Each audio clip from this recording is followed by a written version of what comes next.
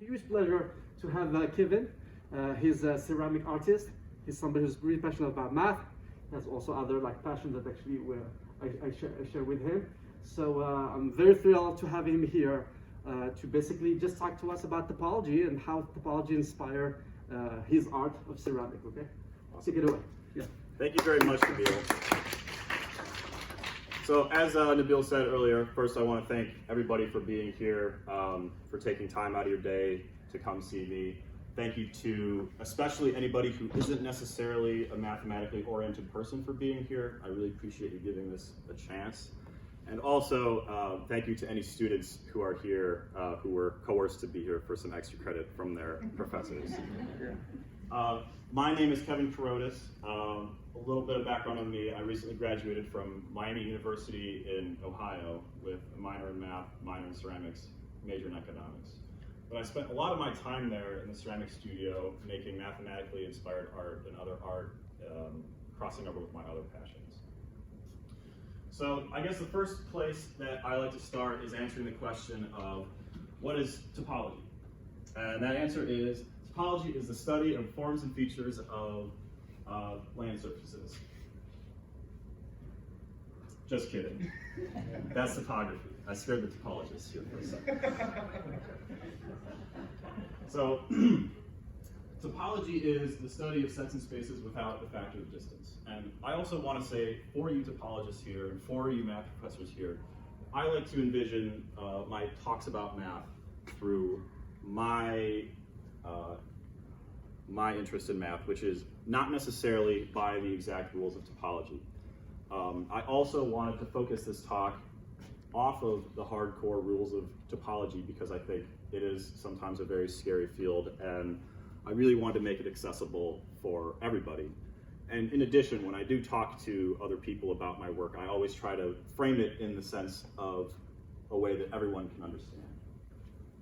So, given that topology is a study of sets and spaces without the factor of distance, what exactly does that distance aspect have to do with our conversation of topology? Well, in our universe, we calculate our distances as the Euclidean distance, which means the shortest length of a line between 2 points in space. For example, the distance between the tips of my 2 fingers here is precisely this distance. You might recognize, for you mathematically oriented people, that this is where the Pythagorean theorem comes from, this is where the distance formula comes from. But in topology, we begin to think of distance differently. And specifically, we can think of it however we want. We can think of it in a way that is different from the Euclidean distance. We can think of it, for example, as a curve between the 2 tips of my fingers, or we can consider it completely arbitrary.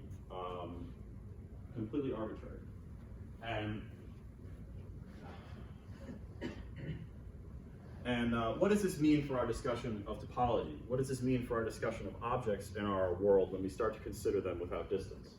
Well, for example, I made this cube here.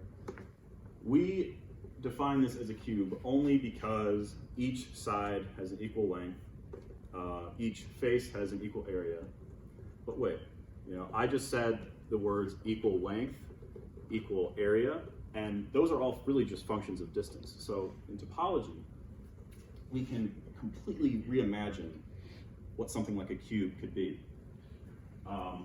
And that's just because when we are thinking of what links these sides as distance, we start to imagine them as completely arbitrary.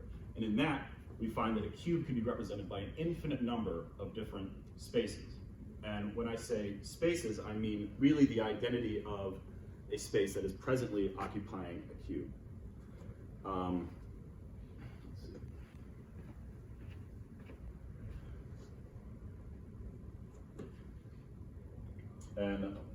And let me also say that when we think about these pieces, it's important to notice that the rigidity of all the objects in our world completely is opened up, and we get to really reimagine what things look like.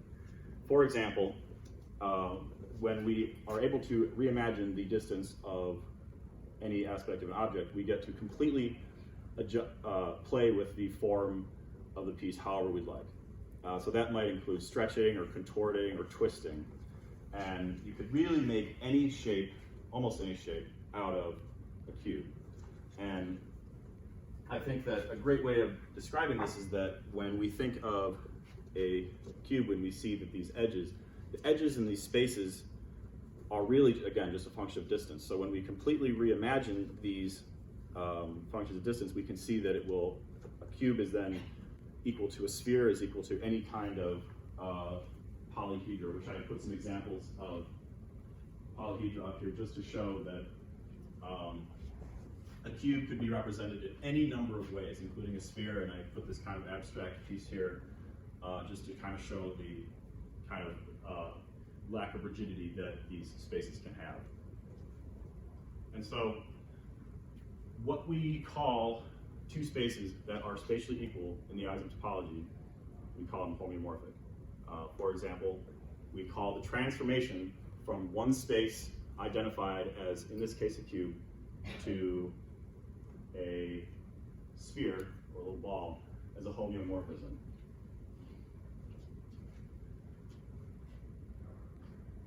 And I know I wasn't going to talk about any math, but I wanted to throw the definition of homeomorphism up there just because I really liked two words that are in that definition.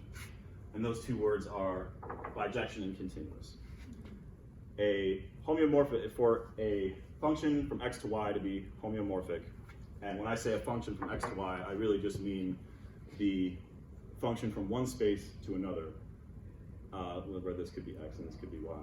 For this to be a function of homeomorphism, it must be a bijection and continuous. And so let's pull apart those two words. That's all we're going to talk. I won't go into the other aspects of it. A bijection in math really means that every point of the first space, or every element of the first space, is found as a function in the second space. But in terms of art, I like to think about it really as every aspect of a space's identity is found in the first space and the second space. So really what I like to think about is what really encompasses the identity of a sphere. What encompasses the identity of a cube, or the blob that we saw on the couple slides ago. And then the other word that I highlighted was continuous. I couldn't really find a good picture that illustrated continuity in the way that I went, but basically, continuous in math means uninterrupted or not disconnected. But in terms of our discussion of topology, I like to describe it as kind of a fluid transformation. And so when you imagine a transformation between a sphere and a cube, I want you to imagine kind of a fluid transformation of this cube growing, I guess, edges, which I actually do like this ball a lot because you kind of can play with edges. And in real time, you would see that kind of edges and corners form. So combining these two words, bijection and continuous, you get a fluid transformation from one identity, one spatial identity, to another. And this is really, really important, especially when we kind of look at these spaces, because we start to question what makes a sphere and how can it be represented in a number of ways.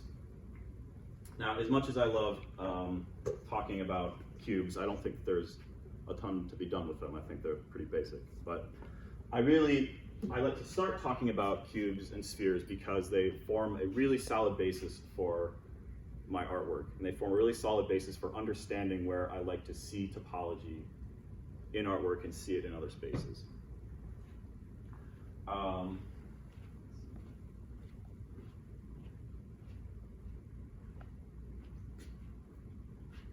So what does it mean when spaces are not homeomorphic?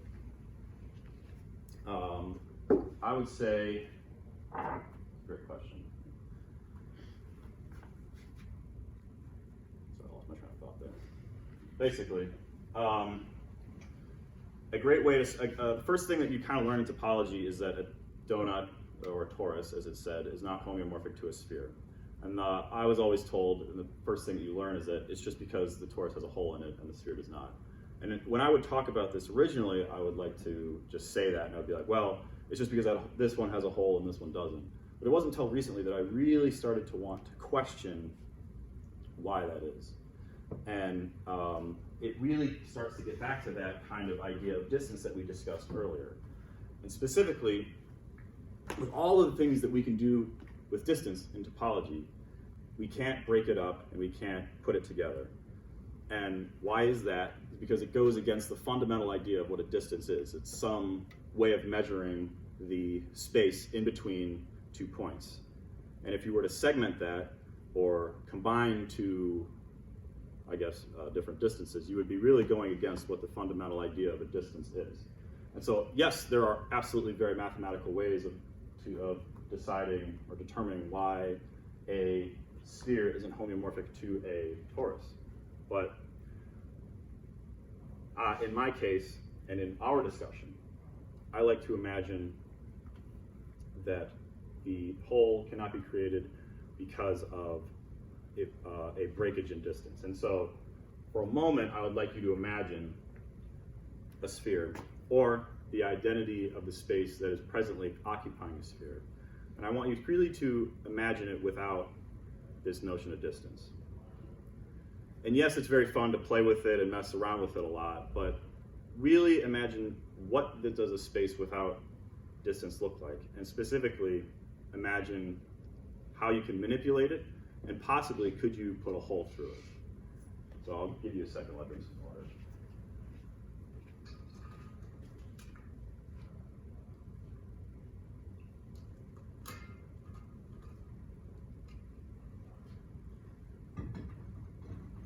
For a while, well, I mean, was anybody able to create a torus out of the space?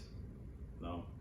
Very good, because you can't. So it's not a very good question, not a very good thing for you to imagine. But the point is that I would almost say that if you're having trouble visualizing it, you could imagine a plane, and as much as you might be able to press into that plane or press into the sphere, you can press into it as much as you want, and you can create whatever shape you wanted, but you'd never be able to break through it because, again, a plane is a plane because it's a function of distance. It's a square.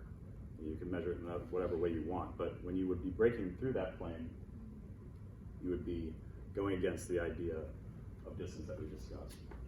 And when I would talk about this with people, when I would give talks about this kind of thing, I would always just kind of gloss over this fact that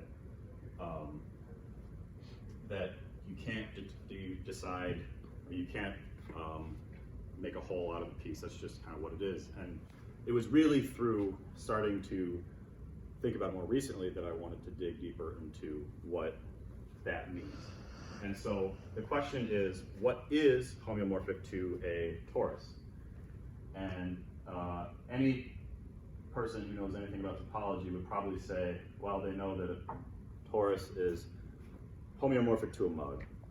That's kind of like day one stuff. That's a fun fact about topology, is that topologists can't determine the difference between a mug and a torus.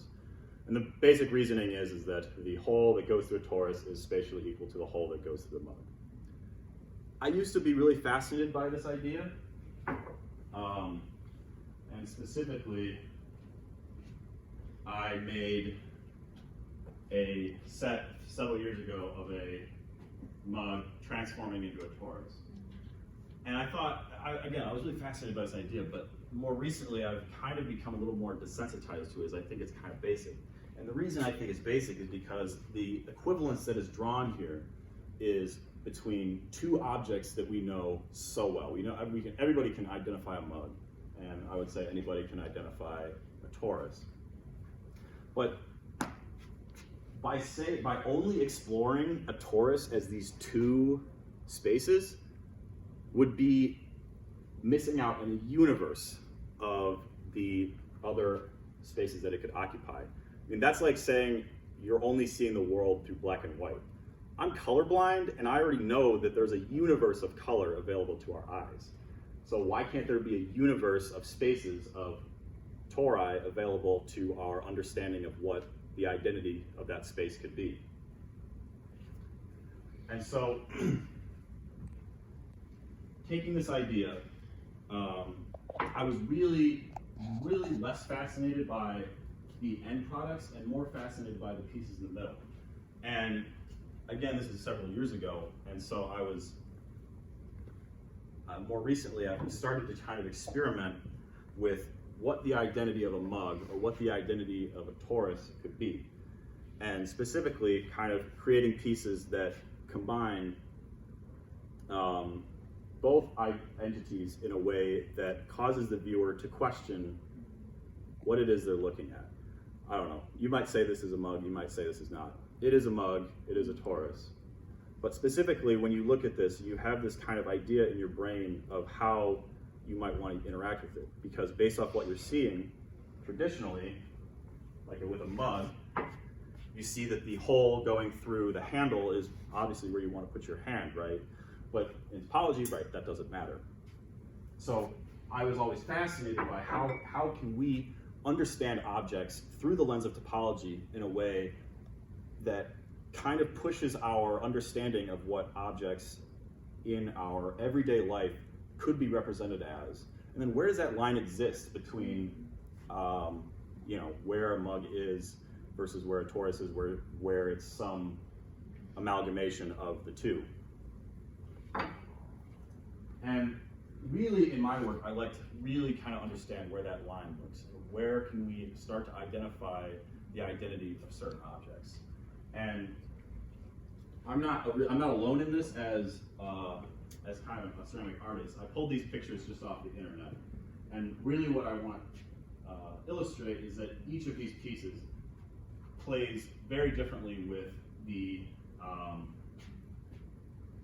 direction, with the proportions and the spacing of, just a simple mug, right? And specifically, I want to talk about this piece because I think this is a very interesting piece. It's just a teapot, right? It's not too exciting. And especially if you think about it, a teapot is like what, a double torus? Can you imagine that? Think about it. So a teapot has a handle, that's one hole, and then the other hole is where the liquid goes in and comes out. So a teapot is just a double torus, right? But in this representation of it, it is so much more. And it's a teapot, but the way that this piece is shaped, the way that it's oriented almost kind of has a human form to it, and it has such a movement. And I was fascinated by how, just a teapot can have all of these different representations. Especially, and again, like I said, this is not special to me. Artists are constantly reimagining how they can make a teapot look, how they can make a mug look, a bowl look, or make a painting look. But in the end, it's how can we see this through the eyes of topology? How can we understand how do these tools, I would say, that the artists use to make certain pieces be anything more than arbitrary? I mean, and that's where I love to kind of think of how topology can be seen as not necessarily an equivalence of that teapot to a double torus, but as one of the various amalgamations of the spaces that are occupying the body of a mug or a teapot or anything like that. And I want to say that as somebody who grew up, not really grew up, but when I started making pottery, I was always kind of pushed to be making functional pieces. Like, if this mug is not good because X, Y, Z, the functionality was always super important to me. How could this bowl be used? How could this kind of stuff be used? And that was a while ago. And functionality is such an important aspect to me that I kind of carried it forward in a lot of my artwork, because again, functionality is really just kind of another aspect of topology, right? It's just one of the ways that the space occupying a certain piece is represented. And it goes way beyond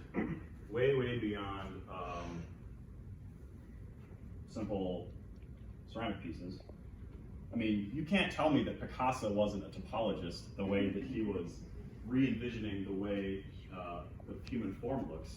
And specifically, I actually want to go back, and I would say with this teapot, we have a teapot resembling the form of a human in the ways that it is sculpted, I would say. Sculpted and shaped, and all of these different aspects of its shape and direction and orientation and identity. And Picasso here is doing the opposite. He's taking a human form, which is something that we are, as humans, are extremely good at recognizing. We can always see a person, and even so, we can usually tell when something's not a human very well. And he was basically just moving around the aspects that we identify, the eyes, the nose, the ears, the shape of the face. And he had the balls to ask us, do you still see a human here? And the answer was like always yes, which is, I think that was always astounding that we could imagine, we could see these paintings of people and still identify a face with everything moved around and everything jumbled up. And what does that say about topology? What does that say about certain aspects of topology?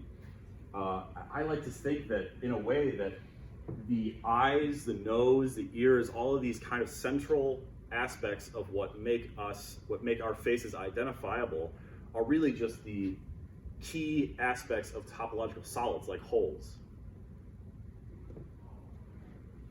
And what that means is that you might be able to move them around, you might be able to completely reimagine where they're positioned or how they're oriented, but those core identifiable features of spaces in topology, like holes, and there's plenty of other ones. How can you define,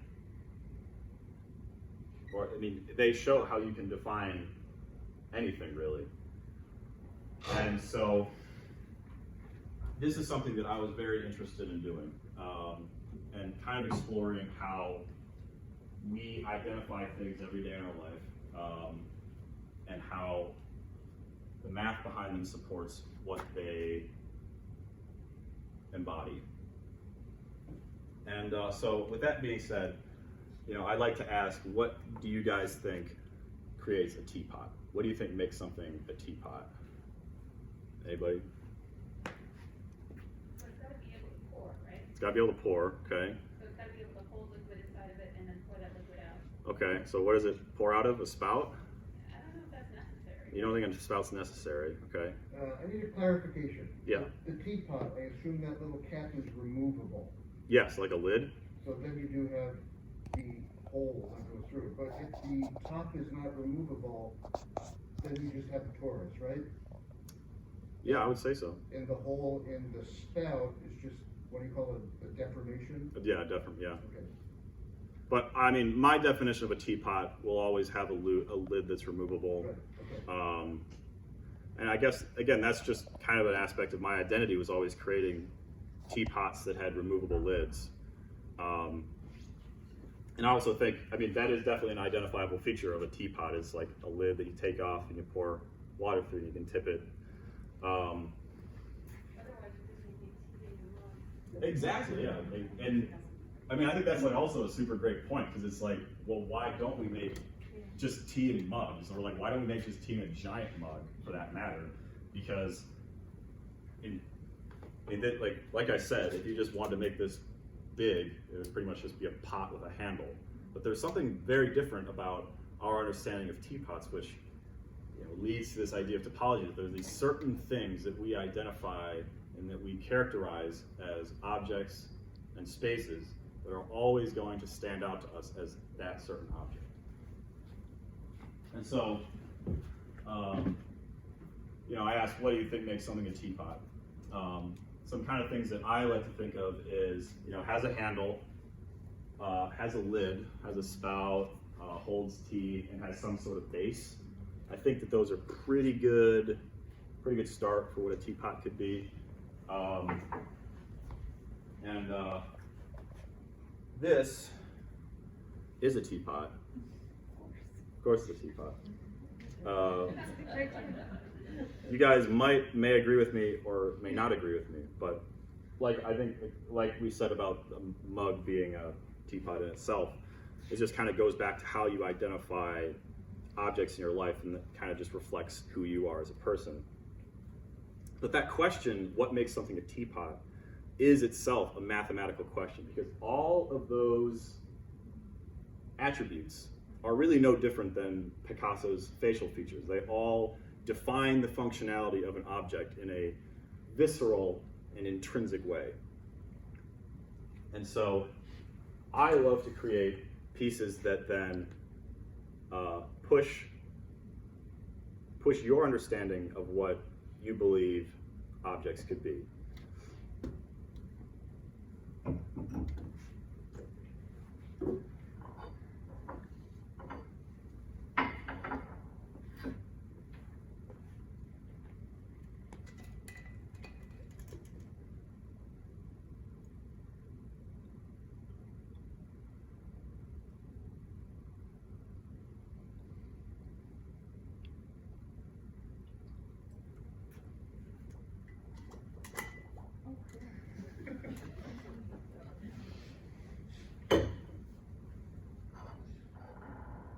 It was not planned, but I think I will open the shop if you want to get your new china.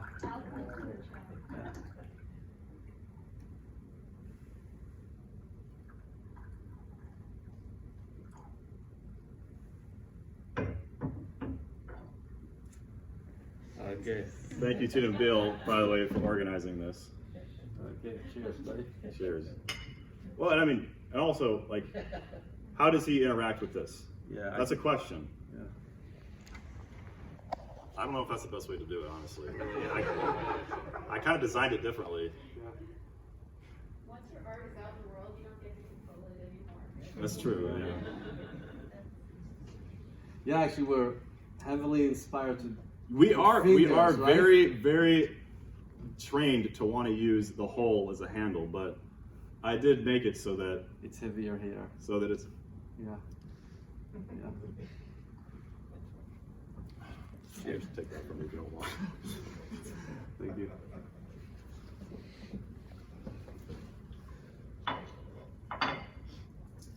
But again, I think that what he said about us wanting to use the hole as a handle is, again, emblematic of our identifying certain aspects of pieces and being drawn to what they mean to us in our everyday life because we're used to it. And I really love it when other artists can push what we conventionally understand objects as, such as a mug, by forcing us to re-envision what that mug could be. And again, this is just a different representation of a torus. It's no different topologically than that mug right there, but I feel that pieces like these, or maybe even teapots like this, completely force us to, reimagine what a teapot could be defined as.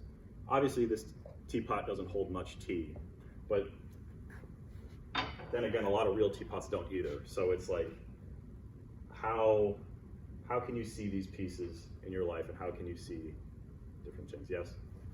I have a question for you. Since we're discussing definitions of teapots, would you consider a teapot following object to be a teapot? Take a normal teapot that you have, Yep. pick a basketball made out of ceramics or something, and glue them together.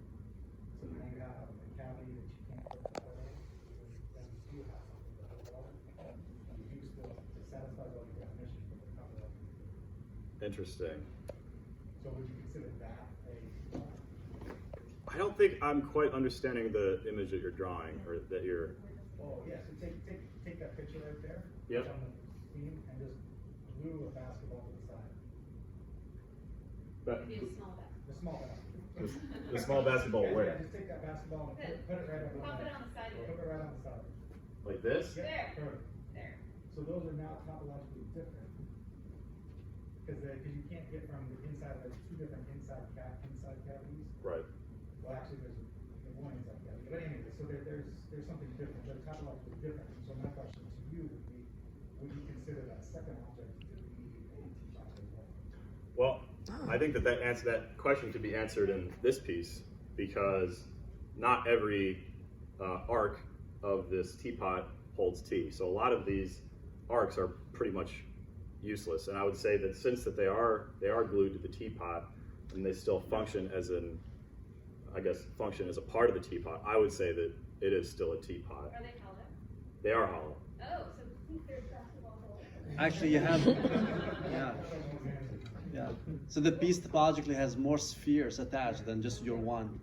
Yeah, I mean Are this. they spheres? Because it looks like, I mean, from here, we'll come up and look at it afterwards, but it looks like there's lots more holes too. Yeah, there's a lot more. That is very true, but But it's got the fundamentals. it has the fundamentals, right? And I would say, by the way, on the topic of these pieces, is I create them by throwing large rings on the wheel and deconstructing them and rearranging them in these kind of ways. And a long time ago, I had this idea because throwing tori on the wheel is pretty easy. As you can see, I just kind of made this a couple days ago. It's not even fired. But I was, originally I would make like torus teapots where the torus would, by the way, this is hollow, I should say. The torus would sit up and there'd be a spout and a handle and a lid. But I felt that that was like kind of boring almost. And I was wondering, how can we, use the idea of the torus teapot to make some kind of statement about how we identify teapots and that kind of stuff. And that's really how this kind of idea was born. So, Kevin, how does it not blow up in the kiln? So all of the pieces that, well, that's actually a great question. You'll find out why. All the pieces that do not support the flow of water have tiny holes put in them so they don't blow up. So I guess topologically, if all of these, We'll pretend those aren't there. yeah, pretend those aren't there. Yeah, exactly. We're kind of abstracting things. So. Exactly, yeah. Yeah. And like I said, the way I like to talk about topology through my pieces is not perfectly aligned to how actual topology is. But I really like the overarching themes in topology of being able to play with spaces, play with the understanding that we have of objects and things in our life, and reimagine whatever the object at hand might be. And another great example of this is this piece. Can anybody identify right off the bat what this might be? Say that again? Yeah, is it sealed on the bottom? Yeah, but just like the sculpture of what this might be. Oh, it's an elephant. Yes, it's an elephant. Obviously, this might not look like an elephant right off the bat, but I played with some of the defining features of what an elephant are, which are kind of like large ears, a massive trunk, and I would say the eyes, to me, are a very defining feature of an elephant, and kind of created a piece that resembled an elephant just enough that people would be able to identify it as an elephant, and people always do, which surprises me. People that I never talked to about my work would say, "Oh, that's an elephant, right?" And I always feel like I do a good job when they can identify as an elephant. I think if they cannot identify, you also did a good job. Right. Because you're playing with the edge of, right? No? Yeah, exactly. And I love playing with that line a lot. And I going back to those Picasso paintings or other related pieces, is they do play with that line a lot. And as I was saying earlier about what your definition of a teapot is that it really is up to what your background is and what you grew up and what your life is envisioning teapots or elephants or human faces. So, in conclusion, I really, really like to play with shape and direction and form in my work, and I love seeing it in other work to kind of identify where the lines lie in identifying spaces. And I really love how topology gives me the opportunity to experiment with how things are oriented, and especially kind of envision the torus, which is again my favorite topological solid, and kind of look at all the different ways that these pieces can be oriented and identified as just kind of an amalgamation of different solids. And additionally,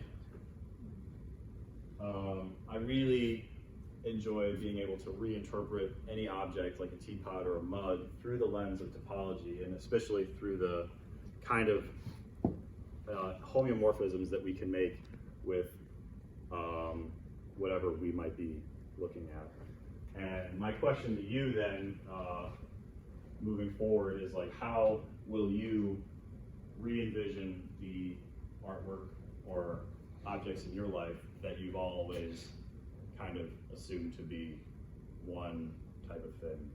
How will you re-envision your world through the universe of topology? And that is everything for me. Creating something is really just problem solving. It's really, how can I use the physical resources that I have in terms of clay or tools or a wheel or whatever, in addition to my personal resources, which are my skills. How can I use those to create, a piece? And also, like I said, the limitations of clay. How can I, kind of work around the problems of shrinking, and also how can I work on a timeline, because pieces are drying. Even if you slow them down, like, they're always drying. So there is a time limit to pieces. You have to, work methodically and know what you want to do. And I've made several of these teapots before, and each time I do it, I get more efficient with what I know needs to be done. And I think that they do end up looking a lot better in the end. Like this one, when I look back on that one, I don't think it's as good as this one, just for aesthetic reasons, but also, like, that one was a lot more precarious than this one. This one's a lot more sturdy. So it's just, the problem-solving aspect of creativity has always been very special to me, and I really enjoy that aspect of it. So maybe one last question, but keep in mind, you're all invited. Oh, Zeke. Yeah. I have just comment on that question. I find your talk very inspiring, and make me think a lot of things differently. And first, I appreciate that. And I also like to comment that mathematics and art creations are very much related, and we can use math to create a lot of art. I know some of the, I even when some talk about use number theory to create magic tricks, and mathematics of the juggling. I actually teach computing for mathematicians. In that class, I have two art projects. One is called Conway's Game of Life, making a movie, and I use new consideration to create mathematical painting. So that's we can mathematics and art creation is something we can think a lot about. Okay, that's a comment. No, I mean, absolutely. I think that topologies is really unique because you can play with, you have the ability to play with so many artistic concepts within the bounds. And I think that, I don't know, I think I meant to mention this at some point in my speech, but I really love that topology gives you a platform to play with these ideas. And it also just gives a lot of credibility to a lot of these ideas if they're based in math. And I guess, I mean, I was once asked, like, if I think that math is just kind of a tool for art in that way, but I think that they really complement each other in really nice ways, especially where art can really give a lot of communication to math in ways, especially like topology, which can sometimes be very hard to grasp. And a lot of these ideas that I talked about, homeomorphism, even Euler characteristics and stuff like that, could only be understood by me when I started to imagine them through the lens of clay. I know I told you I made a display case in my math department that taught themes of topology, And I originally did that display case in a completely different way than what I just kind of talked about. I did it in a much more of kind of mathematically based way, and it wasn't until like I was older and I was actually in a topology class and I looked at my own work in this display case and I understood like fundamentally that these kind of ideas of distance are so integral to how spaces and shapes can be defined or represented, or what their identities can be characterized as. Okay, so I'm sure if you have more questions, guys,